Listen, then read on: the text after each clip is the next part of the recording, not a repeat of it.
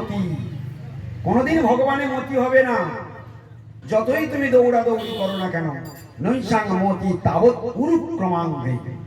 উরুক্রমাঙ্ঘ্রি, এই উরুক্রমাঙ্ঘ্রি কথাটার মানে কি? উরুক্রম, ভগবান শ্রীকৃষ্ণের আর এক নাম হলো উরুক্রম। উরুক্রমাঙ্ঘ্রি মানে কি? উরুক্রমের অঙ্ঘ্রি। অঙ্ঘ্রি, অঙ্ঘ্রি মানে কি? উরুক্রমাঙ্ঘ্রি, উরুক্রম যুক্ত অঙ্ঘ্রি, উরুক্রমাঙ্ঘ্রি মানে অঙ্ঘ্রি মানে ভগবানের দুটি রাঙা চরণ। তাহলে উরুক্রমাঙ্ঘ্রি মানে কি হলো? ভগবানের দুটি রাঙা চরণ। নৈসাংমতি, নৈসাংমতি, কোন দিন মতি হবে না। উরুক্রমাঙ্ঘ্রি, ভগবানের ওই রাঙা বাদ বদনে কোনদিন মতি হবে না, যদি কোনদিন নিষ্কিঞ্চন মহাজনের চরণ ধুলির দ্বারা তোমার এই মস্তক অভিষিক্ত না হয়। তাহলে দেখছো তো, গতকাল চলে গেল আমাদের শিব ঠাকুরের শিব চতুর্দশী। ভাগবত বলছি বৈষ্ণবানাং যথাসম্ভু, তার কৃপা। গতকাল যারা যারা শিব ঠাকুরের ব্রত করেছেন, তার কৃপা লাভ করেছেন, তার কাছে প্রার্থনা করেছেন, তো আপনারা সবাই শিব ঠাকুরের পূজা করেছেন। মনে মনে কে কি চেয়েছেন সেটা আপনারা ভালো মতো জানেন। কি যদি জড়জাগতিক কোনো কামনা বাসনা পরিত্যাগ করবার জন্য যদি চেয়ে থাকেন, কোন জড়জাগতিক কামনা পূরণের জন্য তার কাছে যদি কিছু চেয়ে থাকেন, তাহলে আপনি কিন্তু পরিষ্কার জেনে রাখবেন আপনি ঠকে গেলেন। যদি তার কাছে কোনো ভালো জিনিস চাইতেন, কি ভালো জিনিস? ভালো জিনিস সম্বন্ধে আমাদের কোনো আইডিয়াই নেই। শিব ঠাকুরের কাছে কোনো ভোগের জিনিস যদি কেউ চায়, শিব ঠাকুর খুব কষ্ট পায়। শিব ঠাকুরের কাছে যদি কেউ কৃষ্ণ ভক্তি চায়, শিব ঠাকুর আনন্দে আত্মহারা হয়ে যায়। হ্যাঁ, শিব ঠাকুর কে? এই জগতে শিব ঠাকুর কে? শিব, আমরা একটাই শুধু জানি, শিব ঠাকুর বৈষ্ণব, মহা বৈষ্ণব। এই কথাটুকু শুধু আমাদের ধারণা আছে। এর বাইরে শিবের পরিচয় কি জানা আছে আমাদের? এই যে মহিষাং পদরজ অভিষেকম, প্রহ্লাদ মহারাজের উক্তি, নিষ্কিঞ্চন মহাজনের চরণ ধুলির কথা উল্লেখ করেছেন। তাহলে কোনো সাধারণ কথা নয়, কোনো সাধারণ কথা নয়। কোথা থেকে ভক্তির পয়েন্ট উঠবে সেটা নির্দিষ্ট করে দিয়েছে। এখন সেই নিষ্কিঞ্চন মহাভাগবত গণের মধ্যে দ্বাদশ মহাজনের মধ্যে একজন রয়েছেন, তিনি হলেন শিব ঠাকুর, তাই না? তো শিব ঠাকুরের পরিচয় আমরা কি জানি? শিব ঠাকুরের আবির্ভাব কোথা থেকে হলো? শিব ঠাকুরের জন্ম কোথা থেকে? শিব ঠাকুরের আবির্ভাব হয়েছে ব্রহ্মার নাসিকা থেকে। ব্রহ্মার নাসিকা থেকে শিব ঠাকুরের আবির্ভাব হয়েছে। কিন্তু শিবজি এবং ব্রহ্মার মধ্যে, দুজনের মধ্যে তাত্ত্বিক বিচারে কেবল, যখন আমরা তাত্ত্বিক বিচার করব তখন দেখব যে শাস্ত্রীয় বিচারে ব্রহ্মা 50টি গুণে পূর্ণ, শিবজি 55 গুণে পূর্ণ, নারায়ণ বিষ্ণু 60 গুণে পূর্ণ, আর ভগবান শ্রীকৃষ্ণ দ্বিভুজ মুরলীধরী শ্যাম সুন্দর 64 গুণে পূর্ণ। আমরা যারা জীব তত্ত্ব, আমাদের কত গুণ আছে? আমাদের গুণ আছে, আমাদের 50টা গুণ আছে। এখানে যতজন আমরা আছি, আমাদের প্রত্যেকের 50টা গুণ আছে, কিন্তু সেটা আছে অনুপরিমাণ।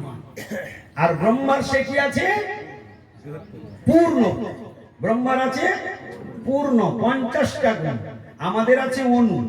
শিবের 55, বিষ্ণু নারায়ণের 7, কৃষ্ণের 4। তাহলে সর্বেশ্বরেশ্বরকে পরমেশ্বর ভগবান শ্রীকৃষ্ণ। এই শিব ঠাকুরের পরিচয় শুধু জন্মের দ্বারা তার পরিচয় হবে না। জন্মটা কোথা থেকে? ব্রহ্মার নাসিকা থেকে। তাত্ত্বিক বিচারে শিব থাকেন কৈলাসী, আর ব্রহ্মাজি থাকেন সত্য লোকে। কিরকম দেখুন, তাহলে ব্রহ্মাজি রয়েছেন ব্রহ্মাণ্ডের মধ্যে, শিবজি রয়েছেন ব্রহ্মাণ্ডের বাইরে। মায়া জগতের বাইরে শিবজির অবস্থান। মায়া জগতের বাইরে যে শিব ঠাকুর থাকেন তার নাম হলো, শাস্ত্রীয় ভাষাতে শুনে রাখুন, তার নাম সদাশিব।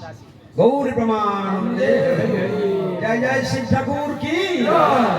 তাহলে শিবজি সদাশিব তিনি কোথায় থাকেন? শিবলোকে। এখন শিবলোক বলতে আমরা জানি কৈলাস ধাম নাকি, কিন্তু শিবলোকে কৈলাস ধাম আমরা এখান থেকে শুনছি যে এখান থেকে কৈলাসে যাওয়া যায়, তাই না? এই শিবজির স্থান হচ্ছে, শিবজি যে স্থানে অবস্থান করেন সেটা হলো বৈকুণ্ঠ এবং ব্রহ্মাণ্ডের মধ্যবর্তী স্থান, যেখানে বিরাজা রয়েছেন সেইখানেই রয়েছেন শিবলোক। যেখানে ব্রহ্মালোক রয়েছে, ব্রহ্ম সত্যলোক আর ব্রহ্ম জ্যোতি যেখানে রয়েছে, ব্রহ্মলোক বলা হয় অনেক সময়। বৈকুণ্ঠের বাইরে যে জ্যোতি রয়েছে তাকে বলা হয় ব্রহ্মলোক। আবার অনেক সময় সত্যলোককে আমরা ব্রহ্মলোক বলি, ওখানে ব্রহ্মা থাকে বলেন ব্রহ্মালোক, এরকম আমরা উচ্চারণ করি। কিন্তু একটু বোঝা বা বলার তফাতে কিন্তু মানে আলাদা হয়ে যায়। সত্য লোকেই ব্রহ্মা থাকেন, তাই অনেকে বলে ব্রহ্মালোক, অর্থাৎ সেখানে ব্রহ্মা থাকেন। কিন্তু বৈকুণ্ঠের বাইরে যে জ্যোতি রয়েছে সেটাকে বলা হয় ব্রহ্মজ্যোতি, তাই সেটাকে বলা হয় ব্রহ্মলোক। সেখানে কাদের স্থান হয়? যারা ভগবানের সঙ্গে যুদ্ধ করে শত্রুতা করে মরে তাদেরকে ভগবান ওই নির্বিশেষ ব্রহ্মজ্যোতিতে তাদেরকে স্থান দিয়ে দেন। এগুলো খুব বুঝতে হবে। সংসারে সবাই ধর্ম করে কিন্তু ধর্মের মর্ম বোঝে না। ধর্মের মর্ম না বুঝে যদি তুমি ধর্ম করো তাহলে তুমি ঠকে যাবে। ধর্মের না জানিয়া মর্ম অধ্যাপনা করে গর্দবের প্রায় সে শাস্ত্র বহি মরে। ধর্মের মর্ম জানতে হবে। ভগবান জগতে কিভাবে প্রকাশিত হয়ে রয়েছেন, আমরা পাপ চোখে ভগবানকে দেখতে পাচ্ছি না, কিন্তু ভাগবত পরিষ্কার ঘোষণা করে দিয়েছেন ভগবান জগতে কি রূপে রয়েছে। ভগবান জগতে তিন প্রকার প্রকাশিত হয়েছেন, তিন প্রকারে জগতে প্রকাশিত আছেন ভগবান। খুব মনোযোগ দিয়ে শুনে নেবেন, এত গুপ্ত কথা সব দিন সবসময় পাওয়া যাবেও না। ভগবান তিন প্রকাশ জগতে, তিন রূপে জগতে প্রকাশিত আছেন, এখনো আছেন, আর অনন্ত কোটি কালেও তিনি এই প্রকাশিত থাকবেন। কিন্তু সেই তিনটে প্রকাশ কি কি? ভাগবতে বলছে বদন্তি তত্ত্ববিদ তত্ত্বম যজ্ঞানমব্যয়ম ব্রহ্মেতি পরমাত্মেতি ভগবানীতি শব্দতে। শ্রীমদ্ ভাগবতমে ভগবানের তিনটি প্রকাশ, তিন প্রকাশ জগতে রয়েছে। আজকে শিখে ঘরে যাবেন আর জীবনে কোনোদিন ভুলবেন না। এবং কোথায় কিভাবে রয়েছে গভীর মনোযোগের সঙ্গে শুনলে সেগুলো সব বুঝতে পারবে। কি বলছেন? বদন্তি তত্ত্ববিদ তত্ত্বম যজ্ঞানমব্যয়ম ব্রহ্মেতি পরমাত্মেতি ভগবান ইতি শব্দতে। শ্লোকটি দুবার শুনলাম কিন্তু ভিতরে কোনো প্রবেশ করলো না। শব্দ শোনা হলো কিন্তু মানে কিছু বোঝা যায় না। কি ব্যাখ্যা হচ্ছে এখন? কি শ্রবণ হচ্ছে? ভগবান জগতে তিন রূপে কিভাবে প্রকাশিত হয়ে আছেন সেইটাই এখন ব্যাখ্যা হচ্ছে। এই শ্লোকটি কে বলেছেন? ভাগবতে বলেছেন মুনি ঋষিগণ। সেইখানে এই শ্লোকটি কি বলছেন? বদন্তি তৎ, বদন্তি মানে বলেন, তৎ মানে তার সম্মান, তত্ত্ববিদ অর্থাৎ তত্ত্ববিদগণ তার সম্বন্ধে এই কথা বলেছেন। বদন্তি তত্ত্ববিদ তত্ত্বম, তত্ত্ব মানে সত্য, তত্ত্ব মানে সত্য, তত্ত্ববিদ করা, সেই সত্যের অনুসন্ধানকারীগণ তারা হলো তত্ত্ববিদ। বদন্তি মানে বলেন, তৎ মানে তার সম্বন্ধে, তার সম্বন্ধে মানে কার সম্বন্ধে? ওই 64 গুণে পূর্ণ পরমেশ্বর ভগবান শ্রীকৃষ্ণ সম্বন্ধে।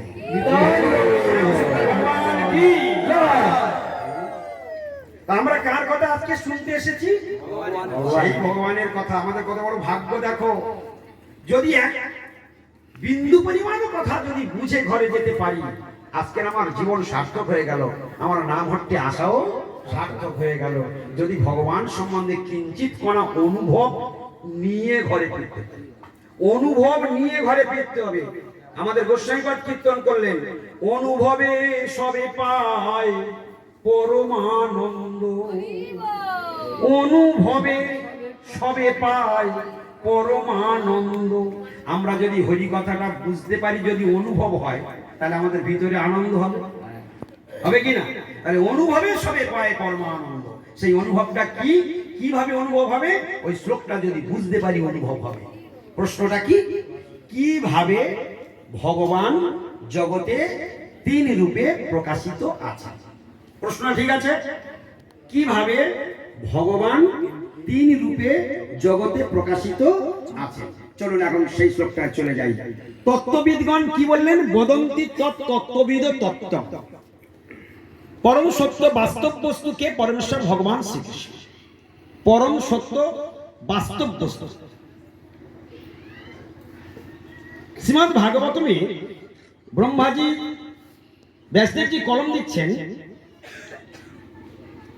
ধর্মজ্ঞ উজ্জিত কৈতবত্ত পরম নির্মৎসরণং শতাং বেদ্যং বাস্তবমাত্র বস্তু শিবদং তাপত্রয় উন্মিলনম শ্রীমদ্ ভাগবতে মহামণিকৃতে কিংবা পরের ঈশ্বর সদ্য হৃদয়ে অবরুদ্ধতে অত্র পৃথিবী শুশ্রূষভীত। কলম দিলেন ব্যাসদেবজি, কি অপূর্ব কথা বলছেন, কিন্তু আমরা বুঝতে যদি না পারি না, কিচ্ছু আনন্দ পাবো না। এই শ্লোকটার মধ্যে একটা বাস্তব কথা বলেছেন, বাস্তবম অত্র বস্তু, বাস্তবম অত্র বস্তু। এই শ্লোকটা কি সম্বন্ধে বলেছেন? সম্বন্ধটি বলেছেন এই শ্রীমদ্ ভাগবত সম্বন্ধে ওই শ্লোকটি বলেছেন। শ্রীমদ্ ভাগবত বস্তুটা কি, যে ভাগবত কথা আজকে এখানে হচ্ছে, সেই ভাগবতটা কি বস্তু সেটা বোঝাতে গিয়ে, নিজের অভিধেয় শ্লোকের বর্ণন করতে গিয়ে, মঙ্গল আচরণ করতে গিয়ে ব্যাসদেবজি এই শ্লোকটি তার শ্রীমুখ থেকে উচ্চারণ করেছেন, লেখনীতে ধরা পড়েছে। বলছে শ্রীমদ্ ভাগবতম এমন একটা গ্রন্থ, শ্রীমদ্ ভাগবতম এমন একটা ধর্ম প্রকাশ করেছেন, যে ধর্মটা আর কোন ধর্মের সঙ্গে সমান করা যাবে না। যেমন 1 পয়সা আর 100 পয়সা সমান কি? 2 পয়সা 100 পয়সা সমান কি? 85 পয়সা 100 পয়সা সমান কি? তাহলে 100 পয়সার সমান হবে 100 পয়সা, কি ঠিক কিনা? 100 পয়সার সমান হবে 100 পয়সা। বিশ্ব সংসারে যত প্রকার ধর্ম গজিয়েছে সব হলো 1 আনা 2 আনা 4 আনা 6 আনা, আর ভাগবত ধর্ম 16 আনা। গৌর প্রেমান। সোজা উদাহরণ যাতে আমরা বুঝতে পাই, তাই ভাগবতের সঙ্গে কোনোদিন কারোর কোনো সময়ে কোনো ধর্মের তুলনা করা যাবে না। সেই জন্য একটা শাস্ত্রে একটা ভার্সন আছে, একটা পদ আছে, পৃথিবীতে যত কথা ধর্ম নামে চলে, ভাগবত কহে তাহা পরিপূর্ণ ছলে।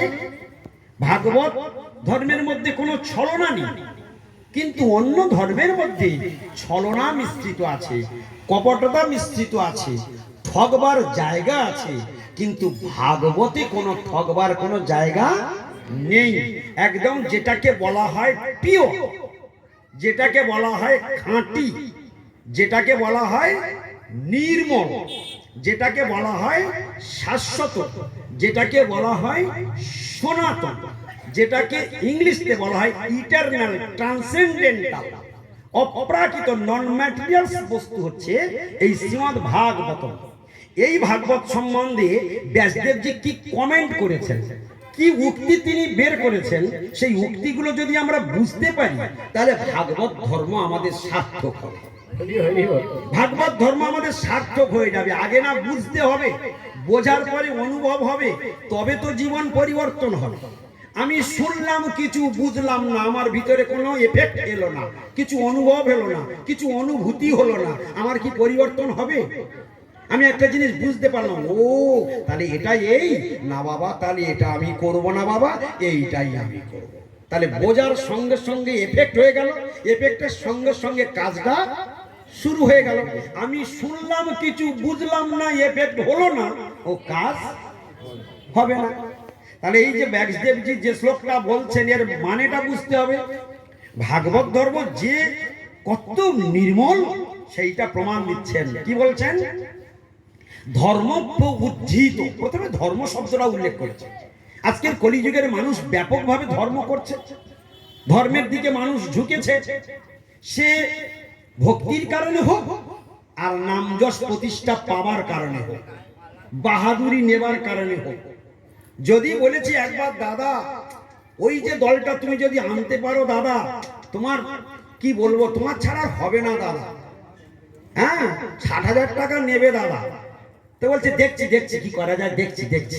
হ্যাঁ, দাদার একটুখানি পান দিয়ে দিলেই দাদা ফুলে যাবে একদম, কোনো ব্যাপার নেই। প্রয়োজনে 60 কেন 70 খরচ করবে। তো সেই জন্য নামযশ প্রতিষ্ঠার জন্য অনেক বড় বড় ধর্ম, অনেক অর্থ আমরা ব্যয় করতে পারবো, কিন্তু বাস্তব ধর্মের রূপটা কি আমাদের বুঝতে হবে। সেই কথা এখন ব্যাসদেবজি ভাগবতে কি বলছেন সেইটা এখন শ্রবণ করুন। একটার পর একটা পয়েন্ট বাই পয়েন্ট চলে এসেছে। বলছে ধর্ম প্রবুদ্ধিত, কি সুন্দর কথা। ওই উদাহরণটা মনে রাখবেন, 100 পয়সার সঙ্গে 1 থেকে 99 কেউ সমান নয়। এক কথায় বলে দিলাম, 100 পয়সার সঙ্গে 1 থেকে 99 পর্যন্ত কেউ 100 পয়সার সমান নয়। বিশ্ব সংসারে যত ধর্ম চলছে সব 1 পয়সা, 1.5 পয়সা, 2 পয়সা, 2.5 পয়সা, 3 পয়সা। আর ভাগবত 100। বোঝা গেল? এবার এর সমান তাহলে কি হবে? যদি কোনোদিন 100 হয় তাহলে সমান হবে, যদি না হয় তাহলে আর হলো না। এইখানে ব্যাসদেবজির কমেন্ট, ধর্ম প্রউজ্জিত, ধর্ম প্রউজ্জিত, ধর্ম প্রউজ্জিত, অর্থাৎ এই ভাগবত ধর্ম, অত্র মানে এই শ্রীমদ্ ভাগবতমে কোন প্রধর্ম, কোন কপট ধর্ম, কোন ছলনাযুক্ত ধর্ম, কোন নৈমিত্তিক ধর্ম, কোন কিছু কুটিল জাতীয় ধর্ম এই ভাগবতের মধ্যে রাখা হলো না।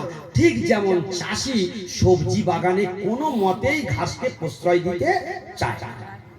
বোঝা গেল? চাষি কি তার বাগানে ঘাসকে প্রশ্রয় দিতে চায়? অনিচ্ছা সত্ত্বে গজিয়ে গেলেও ঘাড় মুখকে তাকে শেষ করবার ধান্দায় থাকবে। ব্যাসদেবজি বলছে, আমি এই ভাগবত রচনা করবার আগে আমি 18টা পুরাণ রচনা করেছি, আমি মহাভারত রচনা করেছি, উপনিষদ রচনা করেছি, অনেক শাস্ত্র রচনা করেছি, কিন্তু তার মধ্যে নোনা জল আছে। আর এখন আমি যেটা রচনা করতে চলেছি এটার মধ্যে আমি আর কোনো প্রধর্ম রাখছি না। প্রধর্ম, সবাই বলো, সবাই বলো প্রধর্ম। তাহলে এই ভাগবতের মধ্যে ব্যাসদেবজি নিজের মুখে বললেন আমি কোনো প্রধর্ম রাখছি না। প্রধর্ম মানেটা বুঝতে হবে। প্রধর্ম মানে যে ধর্মের মধ্যে প্র মানে নিকৃষ্ট, হ্যাঁ বলা আছে, তার কাছে বলা আছে কৈতব, সেটাকে নাম ধরে ধরে বলেছে। কৈতব মানে নিকৃষ্ট, একদম, হ্যাঁ ছলনা, কৈতব। হ্যাঁ, ধর্ম প্রউজ্জিত, উজ্জিত মানে উবড়ে ফেলা, ধরে ধরে বলছে, ধর্মগুলোকে ধরে ধরে উবড়ে ফেলা। মুতো ঘাস ঘাড় ধরে উবড়ে দিল, বাক্সা ঘাস ঘাড় ধরে উবড়ে দিল, শ্যামা ঘাস উবড়ে দিল, সাঞ্চে ঘাস ঘাড় ধরে উবড়ে দিল। তাহলে সব ঘাসগুলোর নাম আলাদা, কিন্তু চাষি কি করছে? এক এক করে ধরছে আর সব কটা উবড়ে ফেলে দিচ্ছে। এইখানে ব্যাসদেবজি বলছে ধর্ম প্রউজ্জিত কৈতব, ধর্ম প্রউজ্জিত কোন কৈতব ধর্ম। তাহলে এর থেকে বোঝা যাচ্ছে ও জগতে অনেক ধর্ম আছে যেগুলো ছলনাযুক্ত, যেগুলো কপটযুক্ত, যেগুলো মিশ্রিত, যেগুলো ভেজাল।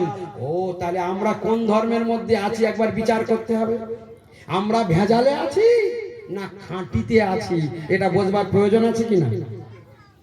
এখন আমরা ধর্ম করি কিন্তু আমরা এতটা ধ্যান দিই না। কিন্তু ভাগবতের প্রথমের শ্লোকের দ্বিতীয় শ্লোকের কথা এটা, ভাগবতের 18,000 শ্লোকের দ্বিতীয় শ্লোকে এটা ব্যাখ্যা হচ্ছে। কোন প্রকার কৈতব ধর্ম, কোন প্রকার কপটতা যুক্ত ধর্ম এই ভাগবতে অত্র মানে এই শ্রীমদ্ ভাগবত। অত্র শব্দের অর্থ কি? যেমন আমি যদি বলি এটা শ্রীমদ্ ভাগবতম, হ্যাঁ এটা একটা কি, এটা কি বাসন, আমি বললাম এখানে রাখো। আমি যদি বলি বাসনে রাখো, তাহলে কি হলো? কথাটা বুঝতে পেরেছি। আমি বলিনি বাসনে রাখো, বলিনি, আমি বলেছি এখানে রাখো। তার মানে কোথায় রাখো? তো ভাগবত ভাগবত করে বারবার উল্লেখ করা হয় না। এখানে ব্যাসদেবজি অত্র শব্দে বুঝিয়ে দিলেন, অত্র মানে এই শ্রীমদ্ ভাগবত, অত্র মানে এই শ্রীমদ্ ভাগবত। কথাটা বুঝতে কারো অসুবিধা আছে? এক একটা শব্দ ছাড়িয়ে দিতে হবে। তাহলে ধর্ম প্র কৈতব এই শ্রীমদ্ ভাগবতমে রাখা হলো না। এই কথাটা বলার পরে কি বলছে? ধর্ম প্র উজ্জিত কৈতব অত্র। তাহলে এখানে কি? পরম নির্মৎসরাং শতাং। এই ধর্মটা তাহলে কারা যাজন করবে? যারা খাঁটি, যারা শুদ্ধ, যারা নির্মল চিত্ত সাধুগণ, যারা কোনো জঞ্জালের মধ্যে থাকতে চায় না, যারা পরম নির্মৎসরাং শতাং, সেই সাধুদের কোয়ালিটিটাও বলে দিয়েছে। কোন সাধুরা এই ভাগবত ধর্ম করবে? কোয়ালিটিটা বলে দিয়েছে। কি কোয়ালিটি?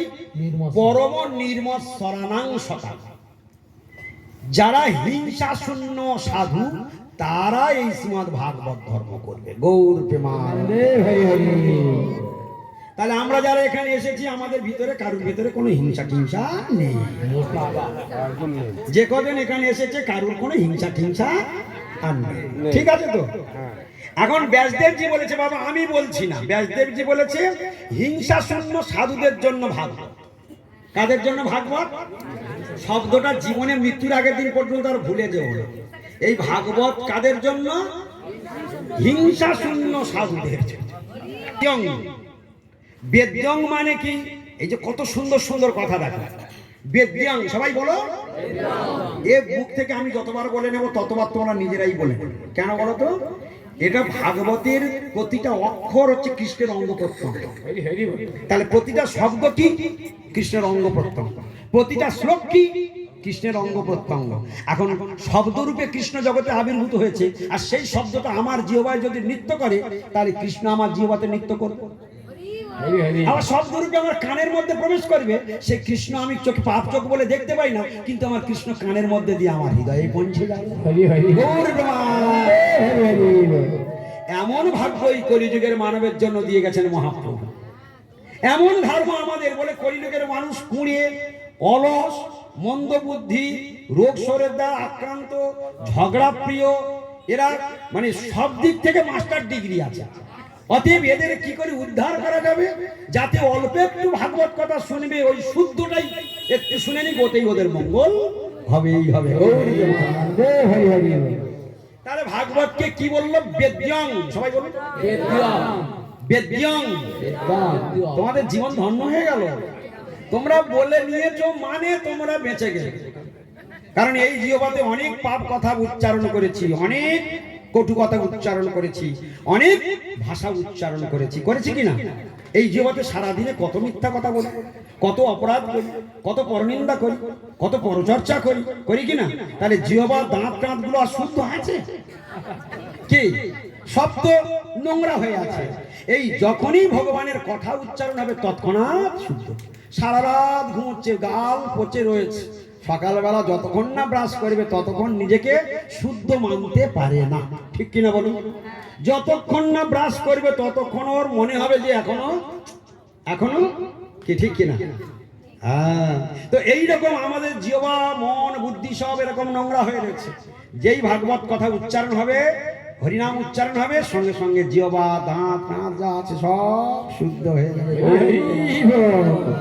তাহলে হরিনাম উচ্চারণ করা দরকার কিনা? তাহলে বলো বেদ্যং। বেদ্যং মানে কি? এবার মানেটা বুঝতে পারলে আরো ভালো লাগবে। বেদ্যং মানে বেদের সার। বেদ্যং মানে বেদের সার। তাহলে বেদের সার, প্রচুর পরিমাণে শাস্ত্রের জন্ম হয়েছে, কিন্তু বেদের সার হলো শ্রীমদ্ ভাগবত। মানে 100 কলসি রস জাল দিয়ে 1 কলসি গুড়। গৌর প্রেমানন্দে। আচ্ছা, 100 কলসি রস সমান সমান 1 কলসি গুড়।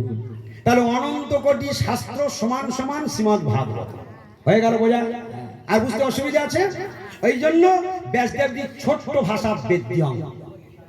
বেদ্যং মানে বেদের সার, বেদের মূল প্রতিপাদ্য বিষয়, বেদের উদ্দেশ্যকে, বেদের মূল উদ্দেশ্যকে সার করে টেনে এখানে আনা হয়েছে, এর জন্য এর নাম বেদ্যম। এরপর একটা কি বললো, বাস্তব মাত্র বস্তু। ভাগবত সম্বন্ধে জীবনে ভাগবত কারে বলে দেখো, বাস্তবম অত্র, আবার সেই অত্র। এর আগে একটা অত্র শুনে এসেছি, অত্র মানে কি বলেছিলাম, এই শ্রীমদ ভাগবতম। তো বারবার শ্রীমদ ভাগবতম, শ্রীমদ ভাগবতম, শ্রীমদ ভাগবতম কি, হ্যাঁ, এই জন্য তাকে বলছে অত্র, অর্থাৎ এই শ্রীমদ ভাগবতম কি বললো, বাস্তবম অত্র বস্তু। এটা কি বস্তু, বাস্তব বস্তু। এই শ্রীমদ ভাগবতম বাস্তব। বাস্তব মানে কি, বাস্তব মানে কি, সত্য। বাস্তব মানে নিত্য, বাস্তব মানে শাশ্বত সনাতন বাস্তব। তাহলে শ্রীমদ ভাগবতমটা কি বস্তু, বাস্তব বস্তু। সবাই বলো বাস্তবম অত্র, সবাই বলুন বাস্তবম অত্র বস্তু। শুধু এই কথা বলে ব্যাসদেবজি ক্ষান্ত হলেন না, আরো বিশেষণ দিচ্ছে, কত বড় শক্তিশালী দেখো কি বলছেন। শিবদং, ওই শিব ঠাকুরের কথা বলতে বলতে এখানে এসেছে। শিবদং, শিব মানে মঙ্গল, শিব মানে, সবাই বলো শিব মানে জয় জয় শিব ঠাকুর কি। তাহলে যারা যারা জল ঢেলেছো, জল ঢেলেছো কি না, আচ্ছা জল ঢেলে কে কি বলেছো সব মনে আছে তো, যে যা বলেছে তার তো মনে আছে। এক সময় পার্বতী বলছে শিব ঠাকুরকে, বলছে প্রভু এই যে হাজারে হাজারে লাখে লাখে লোক তোমার আছে, আসে জল দেয়, দুধ ঢালে, আর তোমাকে প্রতিরূপে চায়, তোমাকে প্রতিরূপে চায়, তা তুমি যদি সকলার প্রতি হয়ে যাবে তাহলে আমার কি দশা হবে, কি ঠিক কিনা বলো। পার্বতী তখন যে এই কথা বলেছে, শিব ঠাকুর হেসে ফেলেছে, বলে পার্বতী তুমি টেনশন করো না গো, তুমি টেনশন করো না, এরা সবাই আমার কাছে আসে কিন্তু আমাকে কেউ প্রতিরূপে চায় না, কারণ আমার গলায় সাপ থাকে, আমার গায়ে ছাই ভস্ম মাখা থাকে, আমি বাঘ ছাল পরে থাকি, ওরা আমার কাছে চায় কিন্তু আমাকে চায় না। হ্যাঁ, ওরা কি বলে জানো, শুনে রাখো পার্বতী, শুনলে তুমি পর্যন্ত হেসে তোমার পেটে খিল লেগে যায়। বলে তাই নাকি, তোমার কাছে কি চায় যে আমি শুনে হেসে ফেলবো। বলে যখন আমার কাছে জল টল ঢালে, তখন জল ঢালা হয়ে গেলে এবার পাশে এদিকে একটু ডান দিকে তাকিয়ে দেখে কেউ আছে কিনা দেখে, তারপর দেখে নিয়ে বলে বাবা ওই পাশের পাড়ায় পঞ্চুর সঙ্গে আমার কানেকশন আছে বাবা, ওইটা একটু ঠিক করে দিও বাবা গো। হ্যাঁ, বাবা বললেন ঠিক আছে যা, এত হেঁটে কষ্ট করে পায়ে ঘা করে দিয়েছিস, দেখি কি করা যায়। তো শিব ঠাকুর পার্বতীকে বলছে, পার্বতী আমি আমার ওরা প্রতিরূপে যায় না, ওই আমি একটু কানেকশন একটু করে টোরে দিই আর গৌর।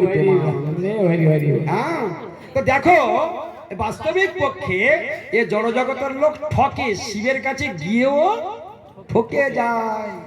কিন্তু এই লাখে লাখের মধ্যে একজন ভক্ত কি বলেছে জানো, 1 লাখ ভক্ত জল ঢেলেছে, কিন্তু একজন বলছে হে বাবা আমি এত কষ্ট করি বহু দূর থেকে তোমার কাছে এসেছি, আমি এমন অভাজন, আমি এমন দুর্ভাগা, আমি কিছুই জানি না, আমি কিছুই বুঝি না, আমার কিসে মঙ্গল হয় কিসে ভালো হয় আমি জানি না, তুমি তো মঙ্গলময়, তুমি তো শিব ঠাকুর, তুমি আমায় এই কৃপা করো, আমার যাতে মঙ্গল হয় তুমি তাই করে দাও।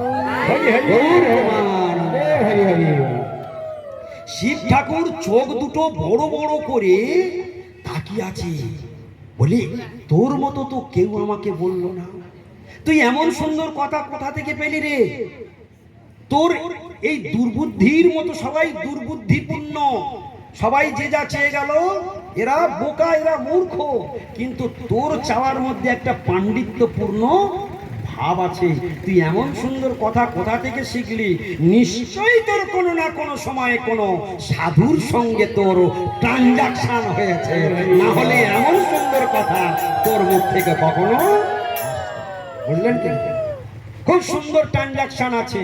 শিবজি প্রসন্ন হয়ে গেছে, প্রসন্ন হয়ে গেছে একদম। শিবজি তাকে একদম কৃষ্ণ ভক্তির আশীর্বাদ করে দিল। যা, তোকে আমি কৃষ্ণ ভক্তির আশীর্বাদ করে দিলাম, তুই ভগবানের আরাধনা করে তুই গোলক বৃন্দাবনে ফিরে যা। গৌর প্রেমানন্দে হরি হরি। এ জগতে পার্থিব বস্তু চেয়ে এই সংসার জগতে দগদে দগদে মরল, শিবের কাছে গিয়েও ঠকে গেল। আর কেউ শিবের কাছে গিয়ে সে ভগবানের কাছে চলে গেল। তো শিব ঠাকুর এমনই মঙ্গলময়, তাই ভাগবতটা কি শিবদং। শিবদং মানে কি? মঙ্গলদাতা। একদম মঙ্গলময় বস্তু হচ্ছে শ্রীমৎ ভাগবত। শিবদং, তিনি মঙ্গল প্রদানকারী। তাহলে ভাগবত কি করতে পারে? মঙ্গল প্রদানকারী মানে কি? মঙ্গল প্রদান করতে পারে। তাহলে আমরা আজকে কার কাছে এসেছি? সবাই কার কাছে এসেছি? ভাগবতের কাছে এসেছি। এই ভাগবতটা কি? ভাগবত স্বয়ং কৃষ্ণ। বুঝতে পারছো? তাহলে ভাগবতটা কে? ভাগবত স্বয়ং কৃষ্ণ। পদ্ম পুরাণে ধরে ধরে প্রমাণ করে দেওয়া আছে। ভাগবতের কটা স্কন্ধ? 12টা স্কন্ধ। সেই 12টা স্কন্ধ ভগবানের অঙ্গ প্রত্যঙ্গ শ্রীমৎ ভাগবতম। ভগবানের দুটি চরণ, পাদৌ যদিও প্রথমৌ দ্বিতীয় তৃতীয় তুর্যৌ কথিতৌ যদুরু নাভিস্তথা পঞ্চময়েব ষষ্ঠ ভুজান্তর দৌর্যুগলম তথা অন্ন কণ্ঠস্থ রাজন নবমৌ যদিও মুখারবিন্দম দশম প্রফুল্লম একাদশ যস্য ললাটপট্টম শিরোপিত দ্বাদশ এব ভাতি। একদম পদ্মপুরাণ ধরে ধরে বলে দিল। শ্রীমদ্ ভাগবতমে কটা স্কন্ধ? সবাই বলো। 12টা স্কন্ধ। এইভাবে ভাগবতকে দর্শন করবে, এইভাবে প্রণাম করবে। এটা হচ্ছে দ্বিভুজ মুরলীধারী শ্যাম সুন্দর সঙ্গে এই রূপ ধারণ করেছেন। ভগবান ভাগবত রূপ একটা কিরকম আমরা দেখবো, একটা বই, একটা গ্রন্থ, এই রূপ দেখছি তো, এটা ভগবানের একটা রূপ। যেমন ভগবান কূর্মরূপ ধারণ করলেন, ওটা কি? একটা রূপ। কূর্মরূপ ধারণ করলে ওটা কি? একটা রূপ। তাহলে কার রূপ? ভগবানের রূপ। ভগবান মৎস্যরূপ ধারণ করলেন, ওটা কার রূপ? ভগবানের রূপ। ভগবান বরাহ রূপ ধারণ করলেন, ওটা কার রূপ? তাহলে ভগবান নৃসিংহ রূপ ধারণ করলেন, ওটা কার রূপ? ভগবানের রূপ। তাহলে ভগবান যখন যেখানে যেরকম প্রয়োজন হয় তখন সেখানে সেই রূপ ধারণ করেন। এখন কলিযুগের জন্য দেখলেন যে কলিযুগের জন্য আমাকে শব্দ ব্রহ্ম রূপ ধারণ করতে হবে। তাহলে কলিযুগের মানুষের জন্য কি রূপ ধারণ করলো? শব্দ ব্রহ্ম অর্থাৎ গ্রন্থ রূপ ধারণ করলেন। তাহলে গ্রন্থটা যেমন মৎস্য, কূর্ম, বরাহ, নৃসিংহ এক একটা ভগবানের রূপ। এই যে সাক্ষাৎ গুরুদেব বসে রয়েছেন, এই গুরু মূর্তি, এই গুরুজি হলো কৃষ্ণের একটা রূপ। গুরু রূপে এসে গুরু রূপে আছে, গ্রন্থ রূপে আছে, তীর্থ রূপে আছে, বৈষ্ণব রূপে আছে, ভক্ত রূপে রয়েছে, প্রসাদ রূপে রয়েছে। হ্যাঁ, এই দেখুন পরমেশ্বর ভগবান অপূর্ব। হ্যাঁ, তো এই যে ভগবান জগতে কত রূপ ধারণ করে নেন, এই জন্য ভগবানের কত রূপ? ভগবানের অনন্ত রূপ।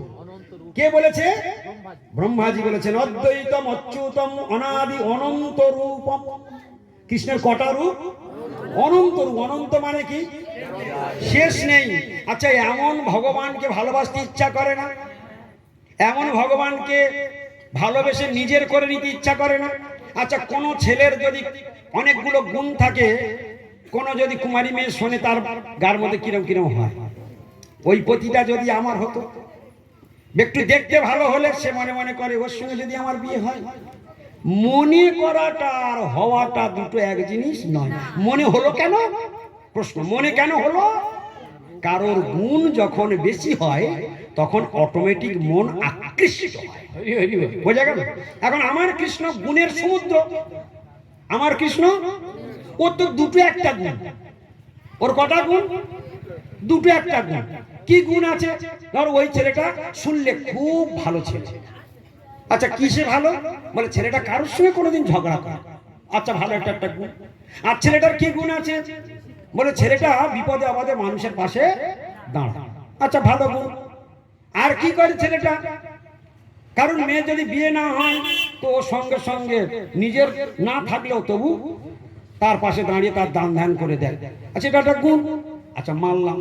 আচ্ছা, তুমি একটু পাশে দাঁড়াই, একটু ওই করে, একটু তাই করে, একটু ওই করে, আর ছেলেটা একটু দেখতে ভালো, আর কারোর সঙ্গে ঝগড়া করে না, এগুলো সব কি?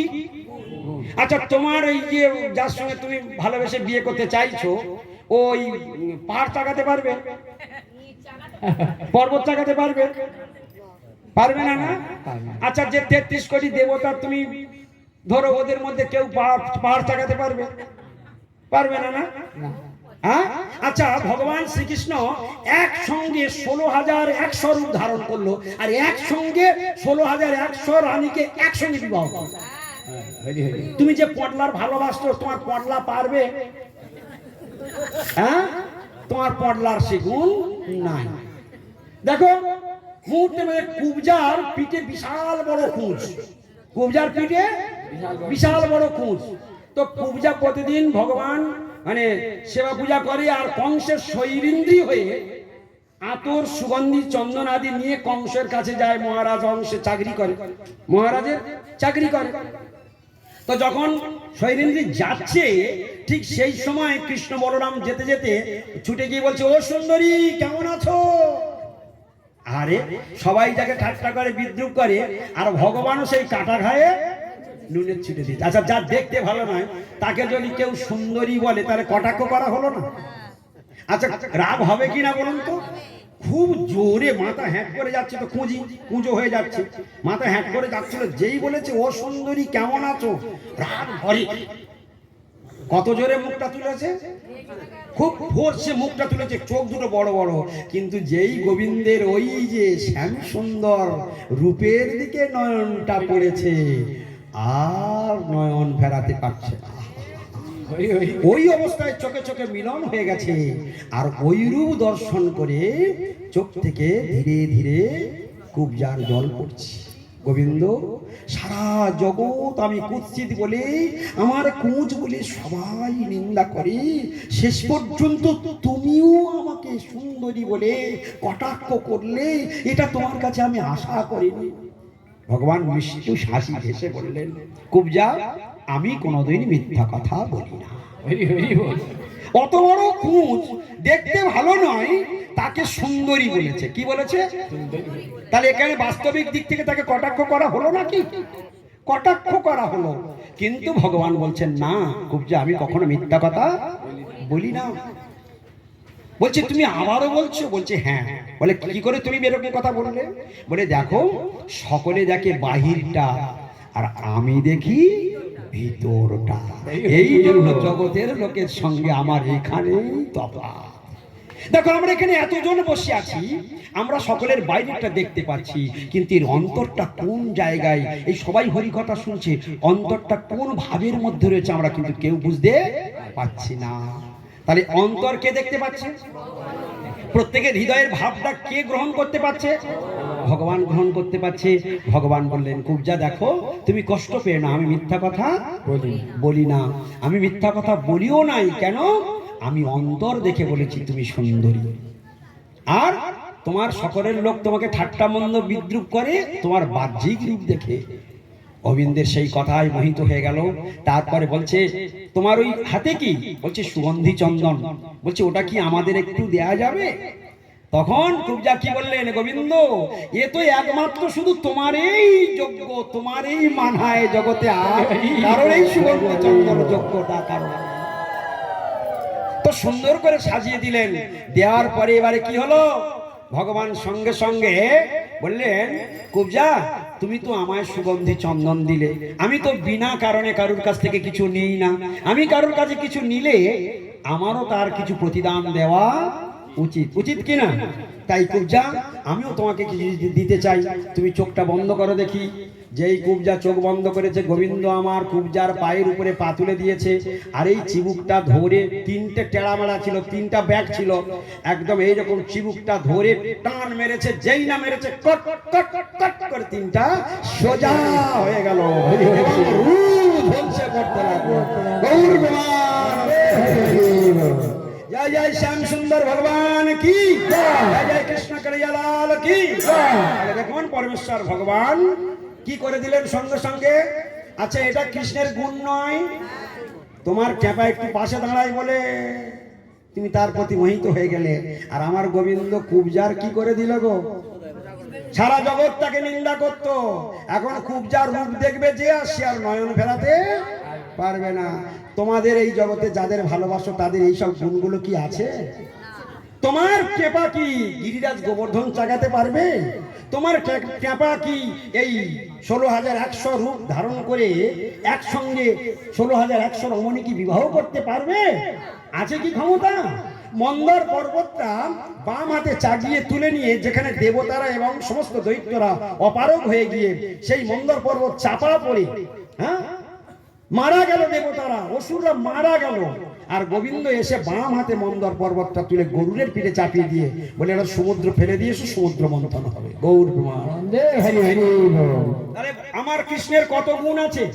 তার গুণ যত, তার অনন্ত তার রূপ, অনন্ত তার গুণ, অনন্ত তার লীলা, অনন্ত তার সমস্ত কিছুই অনন্ত। তাহলে ভালো যদি বাসতে হয় কোন স্বামীকে ভালোবাসা উচিত গো? তোমার স্বামীকে তুমি খুব ভালোবাসা, তার অনেক গুণ আছে, কিন্তু যখন তুমি হাসপাতালের ওটিতে শুয়ে পড়বে, ডাক্তার তোমার পেটটা চিরে দেবে, সেই সময় তুমি স্বামী স্বামী স্বামী আমার বাঁচাও, স্বামী আমার বাঁচাও করবে? কার ডাকবে বলো তুমি? কেন তাকে ডাকছো? তাকে তো তুমি কোনোদিন ভালোবাসোনি। তুমি তোমার যত ভালোবাসা দামি সম্পদ গোবিন্দ তোমায় দিয়েছিল, তুমি সব তুমি তোমার স্বামীকে দিয়েছ। আর বিপদের দিনে দেখো সে তোমার পাশে দাঁড়াতে পারলো না। তোমার স্বামী তখন ভগবানকে কোনোদিন ডাকেনি, সেও ভগবানকে ডাকছে। তুমিও বিপদে পড়ে ভগবানকে ডাকছো। তাহলে বিপদে পড়লে সবাই কার কাছে যায়? ভগবানের কাছে। তাহলে দেখলে তো এটা কি সঠিক বুদ্ধি? যার সব সময় সেবা করি তাকে বিপদের পাশে ডাকলে সে খুশি হয়, কিন্তু তুমি আমার কোনোদিন ডাকনি, কোনোদিন আদর করনি, কোনোদিন যত্ন করেনি। সারা জীবন আত্মীয়র একটা 16 বছর হয়ে গেছে, আত্মীয়কে একটা ফোন করেনি, যেই বাবা মরে গেছে 16 বছর পুরনো আত্মীয়কে ফোন করছে অমুক দিন ঘাট। কি হবে গো? সেই আত্মীয়টা খুব ভালো বলবে তো? হ্যাঁ, ওই ঘাটের নিমন্ত্রণটা শুনে খুব ভালো বলবে তো নাকি? ভালো বলবে না। তাই সারা জীবনটা কাটিয়ে দিলে একদিন ভগবানকে ডাকেনি, যেই স্ত্রীটা হাসপাতালের ওটিতে ঢুকে পড়েছে সেই সময় ডাকছে। কি দেখলে তো? ভগবান তবুও সাড়া দেবে, কেন? তিনি দয়ালু, তিনি দয়ালু। কিন্তু এটা কি সত্যিকারের ভালোবাসার কথা? ভগবানকে যদি ভালোবাসা যায়, ভগবান হৃদয়ে বন্দী হয়ে থাকে। তো এই সেই শ্রীমদ্ ভাগবতম, যে ভাগবতে শুধু ভগবানের নামের মহিমা ভর্তি, রূপের মহিমা ভর্তি, লীলার মহিমা ভর্তি, গুণের মহিমা ভর্তি, সেই শ্রীমদ্ ভাগবতম হচ্ছে কোন কপট ছল ধর্মের মধ্যে আর নাই। এই জন্য একে বলা হচ্ছে শিবদং, মঙ্গল প্রদানকারী। তাই ভাগবতকে কি বলা হয়েছে? মঙ্গল প্রদানকারী, শিবদং। আর শুধু তাই নয়, এই শ্রীমদ্ ভাগবতম যারা নিরন্তর পাঠ করবে এবং শ্রবণ করবে তাদের কি লাভ হবে? বলছে তাদের কত বড় লাভ হবে দেখো। শুধু এ জন্মে নয়, তাপত্রয় উন্মিলন, একেবারে ধরে ধরে বলছে তাপত্রয় উন্মিলনম। বলো দেখি, তাপত্রয় উন্মিলনম। তাপত্রয় মানে ত্রিতাপ জ্বালা, আদি দৈবিক, আদি ভৌতিক, আধ্যাত্মিক, এই তিন জ্বালাতে সারা জগৎ সংসার জ্বলছে।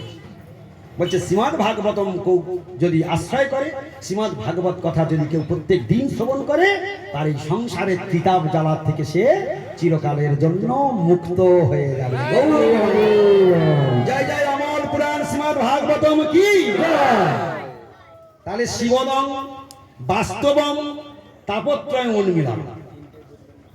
বাস্তব বস্তু বলেছে, শিবদং বলেছে, তাপত্রয় উন্মিলনম, ত্রিতাপ জ্বালাকে চিরকালের জন্য জ্বালিয়ে পুড়ে শেষ করে দিতে পারে। কে পারে? এই শ্রীমদ্ ভাগবত।